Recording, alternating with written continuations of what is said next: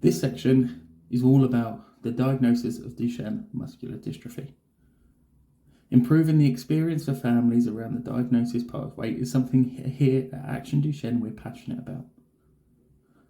In these videos, we're going to try and break down a few of the key elements of the diagnosis and go through the science behind it, ultimately explaining why they're doing what they're doing.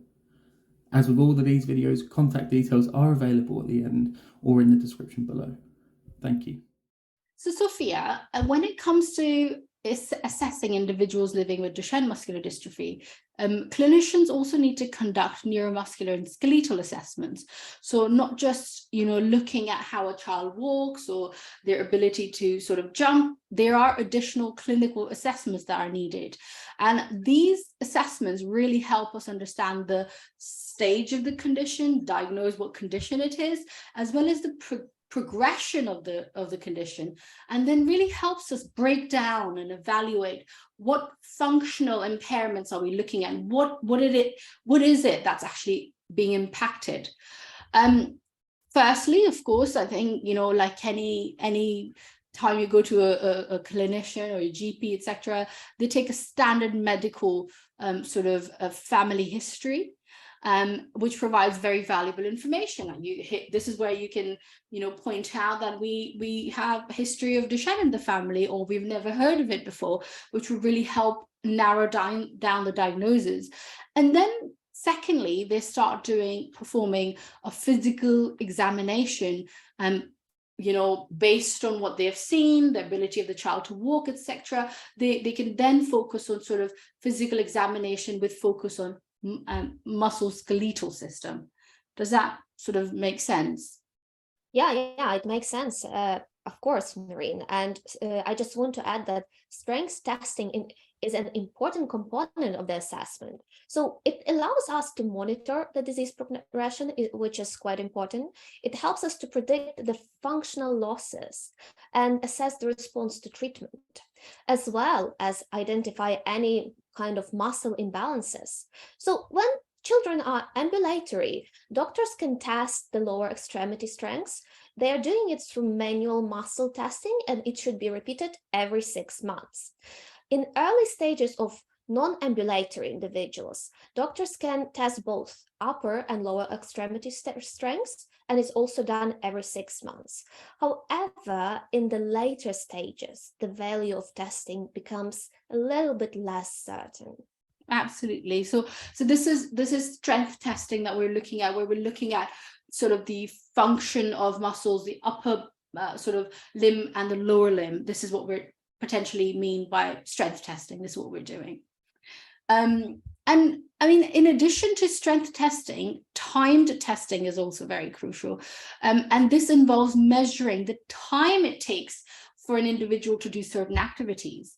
So for example, this could be measuring the time it takes for an individual to walk 10 meters or perform the Gowers maneuver, which is just getting up from the floor, or climbing a set number of stairs, 4 stairs. How long does it take you to do that, or rise from the chair? And I think one of the other ones is to complete a 6-minute walk test, which is just seeing whether how much you walk in that 6 minutes. And I think this is really, really crucial to kind of, they have like a set range and criteria, and it's really important to understand and not only diagnose the condition, but also where we are in the kind of staging of the condition as well. And I think in early, sorry, Sophie, you're going to add something? No, please continue. I will add after you finish. Okay, cool. So in the early non-ambulatory stage, the same measurements can be very, very useful. Sort of, the strength testing, the timed testing, these are all very, very crucial to tell us what condition we're dealing with, what stage it is at, and how can we timely treat it. So that's very important. Absolutely, Marine, and I really agree with you on this. And at this stage, I just really want to emphasize that we should not forget about the motor function scales, and particularly important, I want to discuss the North Star Ambulatory Assessment. And I won't stop and won't discuss it for too long because it's quite a long scale. And this video will signpost families to look at their website and to see precisely what it is. But I just want to say that this assessment consists of 17 items, and it helps to evaluate the functional motor abilities of ambulant children with Duchenne muscular dystrophy. It's a very, very valuable tool for monitoring disease progression and assessing the effects of the treatment that a child is undergoing.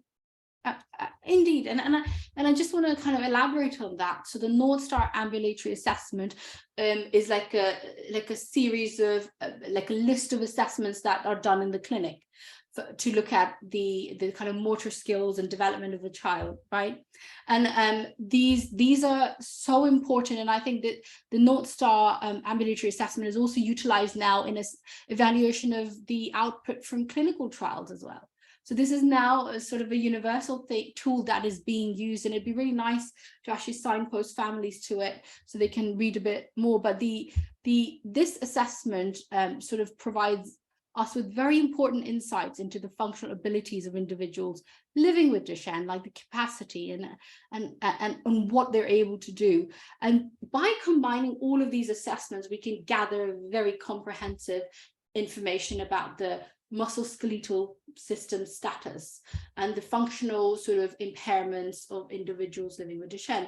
And this, of course, overall, so just by physical evaluation, taking the family history, doing the strength testing, doing the time testing, looking at the North Star Ambulatory Assessment, all of this together aids in the management and treatment planning long term.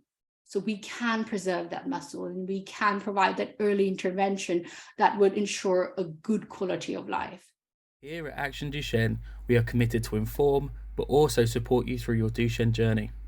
If you'd like to talk about anything raised in this video, please feel free to contact us on 07535 498 506, or alternatively, email us at info@actionduchenne.org. Thank you.